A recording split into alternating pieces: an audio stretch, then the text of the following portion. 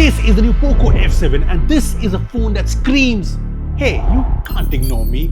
This powered by the new all-powerful Snapdragon 8s Gen 4. It's got the biggest battery on a phone, and then there's this design. Just look at this, and all of that at a pretty solid price. But it can't be all perfect, right? Well, that's what you've subscribed for. Hit that subscribe button if you haven't yet, and let's find out the truth about the new Poco F7. So this here is the new Poco F7 in all its glory. And I know performance-oriented phones aren't really good looking. Not here. This screams premium.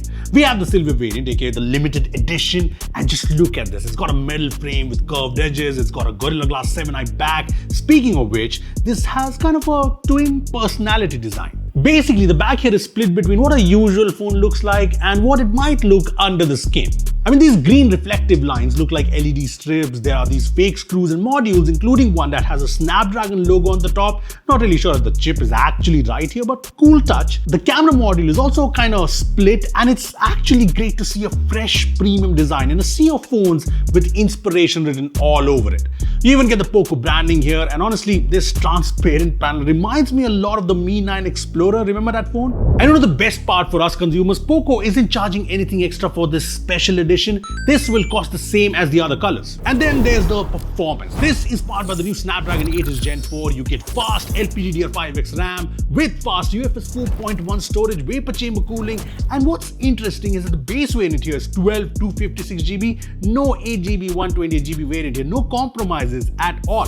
Now for people who don't know, 8s Gen 4 is a big upgrade to 8s Gen 3, 31% improved CPU, 44% faster NPU. The new sliced GPU architecture similar to 8 Elite is a big upgrade, and this brings 49% improvement in graphics, and all of this shows in the benchmarks. This is the Geekbench score. It scores more than 2 million in AnTuTu, but what really impressed me is the optimization. See, the moment this phone has been teased, I've been hearing a lot of doubts around the optimization, the heating, but it looks like Poco and Qualcomm have done a good job. Look at the stability in the 3D Mark score. 86% is very, very good for a powerful chipset like the 8s Gen 4.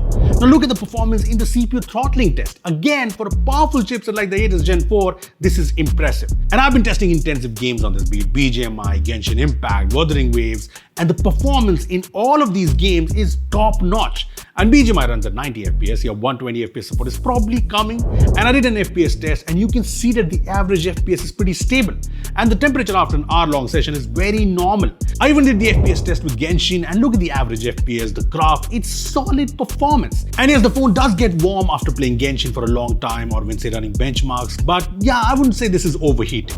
And not just gaming, the phone feels like a flagship, be it using day-to-day apps or multitasking, or even when using something like the camera app, everything is crazy smooth.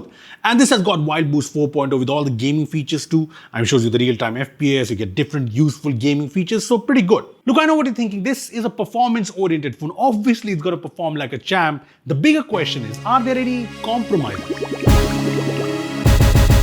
See, first of all, this display is beautiful. It's big, flat, 6.83-inch AMOLED panel with a 1.5K resolution, 120Hz refresh rate, 3200 nits of peak brightness, very minimal bezels all across, and this looks great. It's smooth, even though it's not LTPO. Videos look great on this. There is Dolby Vision and HDR support in apps like Netflix. It's also got nice haptics, very good dual stereo speakers, and in-display fingerprint scanner. Yes, the USB port is 2.0, no fast port here. But there's two areas here where this is actually great. Number one, this whole design is IP66, IP68 and IP69 rated, so no worries with water or high-speed water jets. Second, this is 7.98mm thick, and yes, 222 grams does not make it a lightweight phone.